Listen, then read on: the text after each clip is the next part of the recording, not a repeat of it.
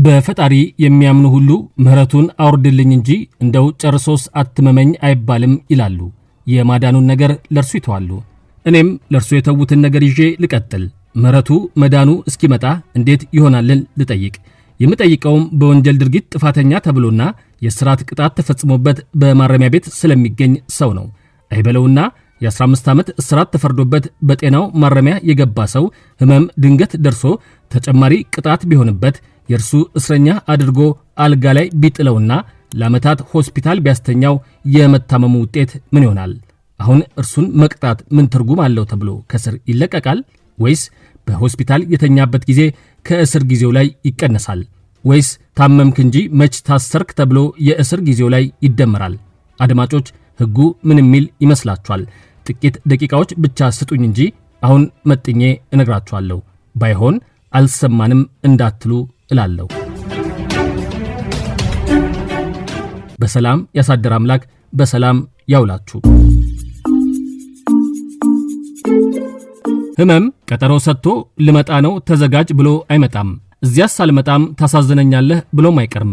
ጤነኛ እያለህ የተፈረደበትና በማረሚያ ቤት የሚገኝ ሰውም ይታመማል።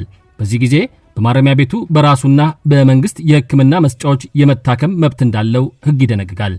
በመንግስት ተቋም የሚሰጠኝን ሕክምና አላምንም ባለጊዜም በራሱ ወጪ በመረጠው የግል የጤና አገልግሎት መስጫ በአጃቢ ሄዶ እንዲታከምም በነጃዋር መሐመድ መዝገብ ሰበር አስገዳጅ የሕግ ትርጉም ሰጥቷል። ይሁን እንጂ ሕክምናውን ቢያገኝም ህመሙ አሸንፎ ሆስፒታል አልጋ ላይ የጣለው ፍርደኛ እጣ ፈንታው ምን ይሆናል? ከእስር ይለቀቃል? በሆስፒታል የተኛበት ጊዜ ውስጥ ይቆጠርለታል? የሚለውን ቀደም ሲል ጠይቄያችሁ ነበረም። ለጥያቄው የወንጀል ሕግ መልስ ይሰጣል። መጀመሪያ የወንጀል ሕግ አንቀጽ 105 የሚደነግገውን ልንገራችሁ።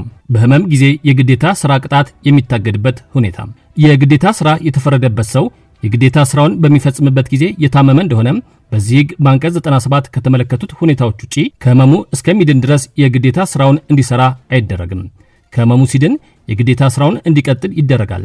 የግዴታ ሥራውን መቀጠል ካልቻለ ግን ከግል ጤንነቱና ሁኔታው ጋር ተስማሚ የሆነ ሌላ ሥራ እንዲሰራ ይታዘዛል። የዚህ አይነቱን ትዕዛዝ መስጠት ወይም ተግባራዊ ማድረግ ካልተቻለ ፍርድ ቤቱ በተቀጩ ላይ ማናቸውንም ሌላ አይነት ቅጣት አይወስንም።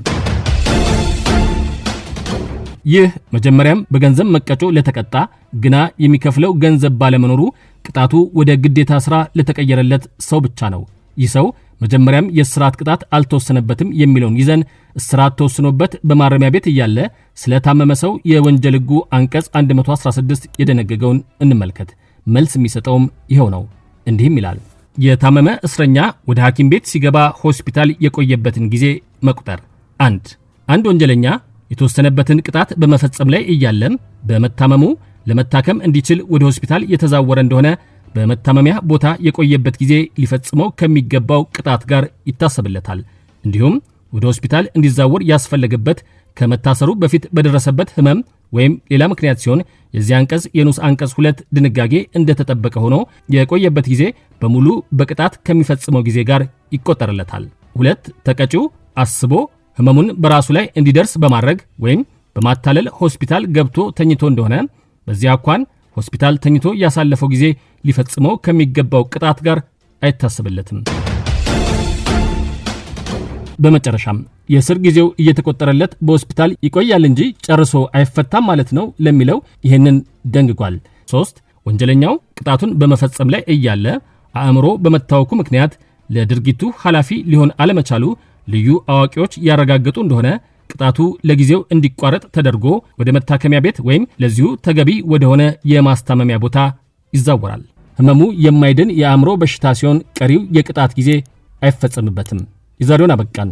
ጤናን የመሰለ ትልቅ ሀብት ከማጣት የምታምኑት አምላክ ይጠብቃችሁ። በማረሚያ ቤት ላላችሁ ሁሉ መልካም ዓመት በዓል ይሁንላችሁ።